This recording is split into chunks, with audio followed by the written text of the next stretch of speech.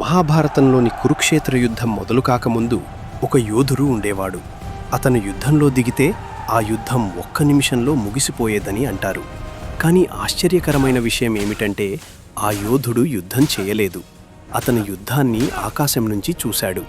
తన శరీరంతో కాదు, తన తలతో మాత్రమే. ఆ యోధుడు బర్బరీక. బర్బరీక సాధారణ బాలుడు కాదు. అతను మహాబలవంతుడు అయిన ఘటోత్కచుడు కుమారుడు మరియు పాండవుల్లో ఒకరైన భీముడు మనవడు. చిన్నప్పటినుంచే బర్బరీకకు యుద్ధకళలపై ఆసక్తి చాలా ఎక్కువ. అతను వదిలిన బాణం ఎప్పుడూ లక్ష్యాన్ని తప్పేది కాదు. అతన్ని చూసి అందరూ అనేవారు, ఈ బాలుడు భవిష్యత్తులో గొప్ప యోధురవుతాడు. కానీ అతని జీవితంలో ఇంకా గొప్ప విషయం జరగబోతోంది. ఒకరోజు బర్బరీక పర్వతాల్లో కూర్చొని గాఢమైన తపస్సు చేశాడు. రోజులు గడిచాయి. అతని భక్తి చూసి మహాదేవుడు శివుడు ప్రత్యక్షమయ్యాడు. శివుడు బర్బరీకకు 3 అద్భుతమైన బాణాలు ఇచ్చాడు. ఈ బాణాలకు అసాధారణమైన శక్తి ఉంది. మొదటి బాణం బర్బరీక నాశనం చేయాలనుకున్న లక్ష్యాలను ఇష్టపెడుతుంది.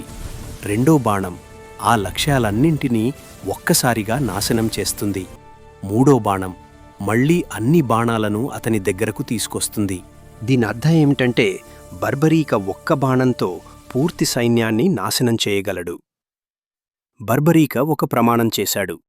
ఏ యుద్ధంలో అయినా తాను ఎప్పుడూ బలహీనమైన పక్షం కోసం పోరాడుతానని అన్నాడు. బర్బరీక బలహీన పక్షంలో చేరితే ఆ పక్షం వెంటనే బలంగా మారుతుంది.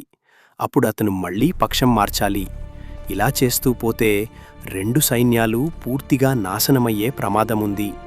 కురుక్షేత్ర యుద్ధానికి వెళ్తున్న సమయంలో ఒక సాధారణ బ్రాహ్మణుడు బర్బరీకను ఆపాడు. ఆ బ్రాహ్మణుడు వాస్తవానికి కృష్ణుడు.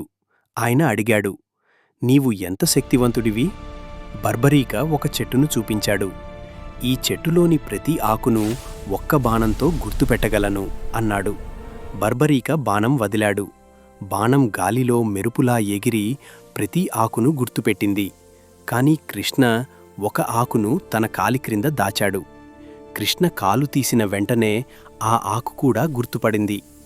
కృష్ణకు అర్థమైంది, ఈ యోధుడు యుద్ధాన్ని వెంటనే ముగించగలడు. కృష్ణ బర్బరీకను ఒక దానం అడిగాడు. ఆ దానం అతని తల. బర్బరీక వెంటనే ఒప్పుకున్నాడు. కాని ఒక కోరిక చెప్పాడు, నేను ఈ యుద్ధాన్ని పూర్తిగా చూడాలి. కృష్ణ అతని కోరిక నెరవేర్చాడు. బర్బరీక తన తలను దానం చేశాడు.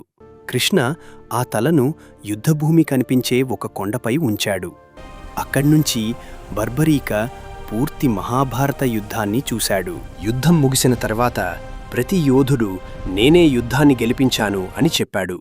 అప్పుడు కృష్ణ బర్బరీక తలను అడిగాడు, నీవన్నీ చూశావు, ఎవరు నిజంగా గెలిచారు?